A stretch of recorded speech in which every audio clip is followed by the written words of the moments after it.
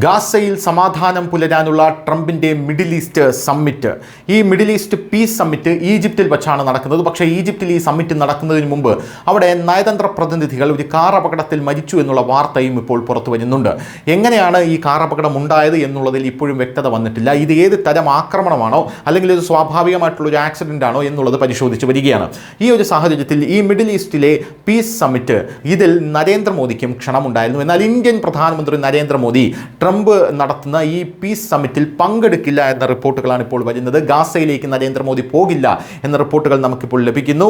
India will instead be represented by MOS MEA Kirti Vardhan Singh through the invite was earlier extended to PM Modi. അതായത് India നരേന്ദ്രമോദിക്ക് പകരം പോകുന്നത് MOS MEA Kirti Vardhan Singh ആയിരിക്കും നരേന്ദ്രമോദിക്ക് പകരം അങ്ങോട്ടേക്ക് പോകുന്നത് എന്നുള്ളതാണ് ഇപ്പോൾ റിപ്പോർട്ടുകൾ സൂചിപ്പിക്കുന്നത്. ഗാസയിൽ സമാധാനം പുലർന്നു എന്നുള്ളത് ഇപ്പോൾ ഈജിപ്തിൽ വച്ച് ഈ പീസ് സമ്മിറ്റോടുകൂടി അത് ഔദ്യോഗികമായി പൂർത്തിയാവുകയുള്ളൂ. കാരണം ഈ പീസ് സമ്മിറ്റിലാണ് ബന്ദികളെ അങ്ങോട്ടും ഇങ്ങോട്ടും കൈമാറാനുള്ള സകല കരാറും ഉണ്ടാക്കുന്നത് എന്നുള്ളത് പ്രധാനപ്പെട്ട ഒരു കാര്യമാണ്. അപ്പോൾ ഈ സമ്മിറ്റിൽ ഇന്ത്യൻ പ്രധാനമന്ത്രി നരേന്ദ്രമോദിയുടെ സാന്നിധ്യം എല്ലാ ആൾക്കാരും ഉറ്റുനോക്കിയിരുന്ന ഒരു വിഷയമാണ്. കാരണം ഇന്ത്യ എന്ന് പറയുന്ന രാജ്യം, നരേന്ദ്രമോദി എന്ന് പറയുന്ന വ്യക്തി എവിടെ യുദ്ധമുണ്ടായാലും, റഷ്യ യുക്രൈൻ ആയിരുന്നാലും ഫലസ്തീൻ ആയിരുന്നാലും യുദ്ധമുണ്ടായിരുന്നാലും നരേന്ദ്രമോദി ഈ യുദ്ധം നിർത്താനായി രംഗത്തെത്തണമെന്നുള്ള ആഹ്വാനങ്ങൾ പല ലോകരാജ്യങ്ങളും നടത്തിയിട്ടുണ്ട്. ഫലസ്തീനിലെ പ്രസിഡന്റ് അടക്കം നരേന്ദ്രമോദിക്ക് കത്തയക്കുന്ന സാഹചര്യമുണ്ടായി. ഈ യുദ്ധം നിർത്താൻ സഹായിക്കണമെന്ന് പറഞ്ഞ് റഷ്യയും യുക്രൈനും തമ്മിലുള്ള യുദ്ധം നിർത്താൻ മോദിക്ക് മാത്രമേ കഴിയുകയുള്ളൂ എന്ന് യൂറോപ്യൻ യൂണിയൻ അടക്കം പറഞ്ഞുകൊണ്ടിരിക്കുന്ന ഒരു സാഹചര്യമുണ്ട്. അപ്പോൾ